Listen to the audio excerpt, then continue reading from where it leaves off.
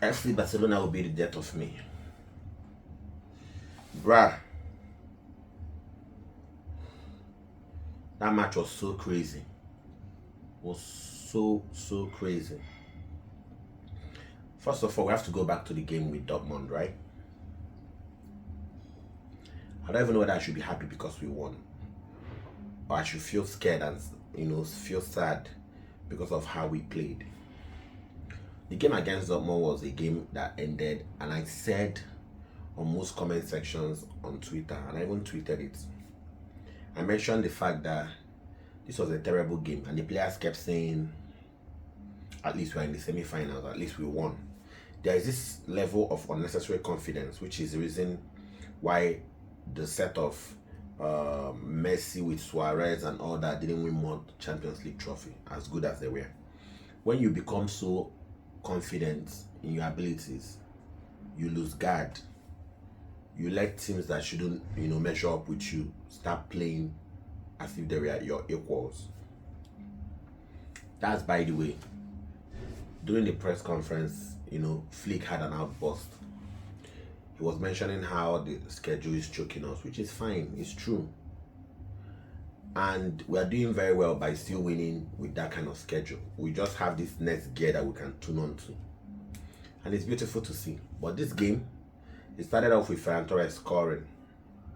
And I was excited. I was like, woo!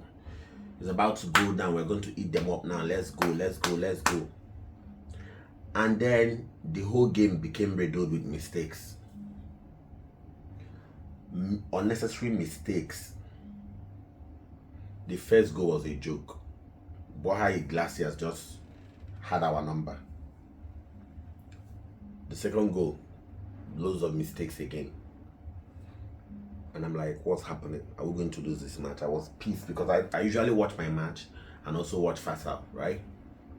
Because he's a Madrid fan and he hates us. So it's like interesting to me rather than going to a public space. Maybe some people like watching the match in the bar and all that. I prefer watching it by myself and then, watch Faisal. And when he's talking down on us, it's like there's this unseen relationship with me and his stream. And most times why I would like watching him is I feel like if I'm not watching him, we'll lose. So I watch him to see how he will react when we eventually beat them with all his, hype. So at 2-1, I tuned into his channel, and he was laughing, he was making mockery of us. Then Flick, who wanted to rest Yamal today, got him in and got Olmo in, and the game changed. But the only problem I had at that point was you shouldn't have taken out Ferran Torres, you should have removed Lewandowski. Lewandowski is the Pichichi of FC Barcelona and Pichichi of La Liga. But I have so much issues with Lewandowski. He holds up play, he slows down the game, he makes unnecessary errors that I don't know why he does that. Luckily for us, unluckily for us, before the Ramontada started, even though we brought in these two sweet boys, they still scored the third one. Mistake, Frankie de Jong. And I was like, God, what's happening? What's happening? Are we going to bottle this league? Because it's like play. If we lose one game, right, and then we get to play Madrid with just 1 point deficit, and they beat us, they're already topping us with 2 points, and you will not catch Madrid anymore. They will use referee, they will use anything to maintain their lead. At that point, I was like 3-1. But this season, I've seen us come back from like much worse situations against much better teams. So I had this like confidence in Flick, in Yamal. Raphinha moved back to his natural position where he has been, destroying the teams he plays against this season. And the match was on after 3-1. Like there's this urgency in their game, which is what they should have had from minute 1. This urgency of, okay, let's do this, let's kill this game. How? 32 Olmo. And I'm like, that's my boy. As God will have it, Lewandowski, I'm not wishing anybody injury, but he left, and that made the game easier to play and even easy in the eyes. And after that, Who got the third goal for us? Who got the third goal for us? Raphinha. Pow! And that was 3-3, and I'm like,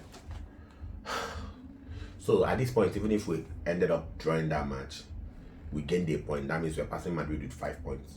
Meaning, if they're able to win Atletico Club tomorrow, it will just be 2-point deficit. And if they win us, there'll be 1-point deficit. I don't believe they'll win us. I'm just, trying to make a point here. And after that, towards the ending minutes, that penalty, referee didn't even want to blow it. There were some fouls I saw that the referee just kept ignoring. But that penalty, VAR had to call him back. Kudos to Olmo. He kept turning on the floor. He stayed there like, come on, check this out. I was kicked. And they checked it. And they gave us the penalty. And Raphinha was on the ball. I wasn't scared. Was I? Low-key, I was scared. And then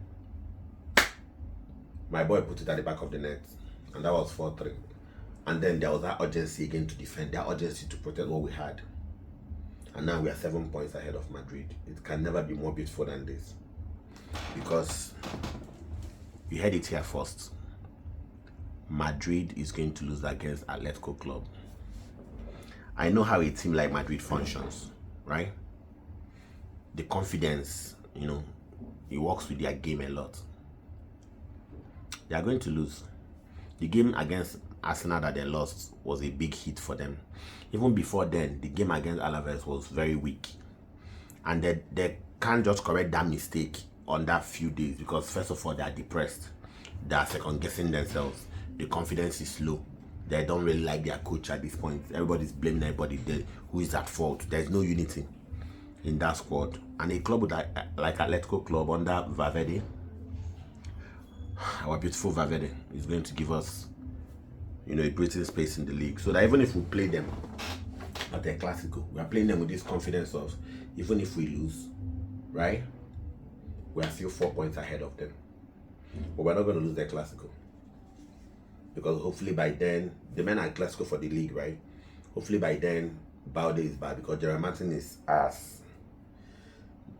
I like being on the positive side, so when I come online and I see people attacking my players, even when they are fans too, I kind of try to defend them, don't do that, you have to, oh, he did that, blah, blah, blah. But the good thing about it was, when the attacking players came in, you didn't feel it anymore.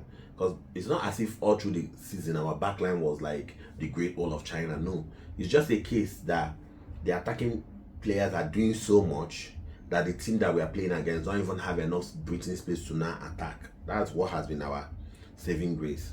So I'm not necessarily going to blame him. But yeah, it was a lovely game. And for the first time, I'm going to do match ratings to just end this particular episode, right? Against Celta Vigo. I'm going to start with Lewandowski. I'm very ruthless. So I'm going to give Lewandowski a 4. I felt like he kept slowing down the play. He kept falling down. And it's heartbreaking that Barcelona is not planning to buy a striker. I just want to believe that all those things are rumor. Because I won't mind selling a couple of players. Sell Araujo and get us a striker.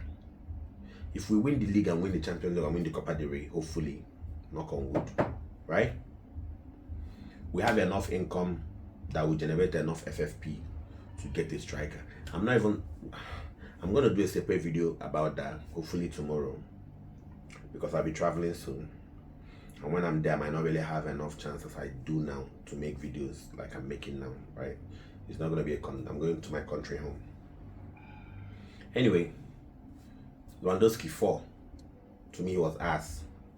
Raphinha was helped with his GA, padding. He's a start padder man. But the first half, he was trying to do so much, and he was not Lamine Yamal. He doesn't really know how to detect the tempo of a game. But even at that, I'll give him a 7.5 because of his goals and the assists that he had. Ferran Torres, I'm going to give Ferran Torres a 7. I don't think it was good that he left the time that he did leave. Fermin Lopez, I think we should sell Fermin Lopez by the summer. That's another player that I don't mind losing.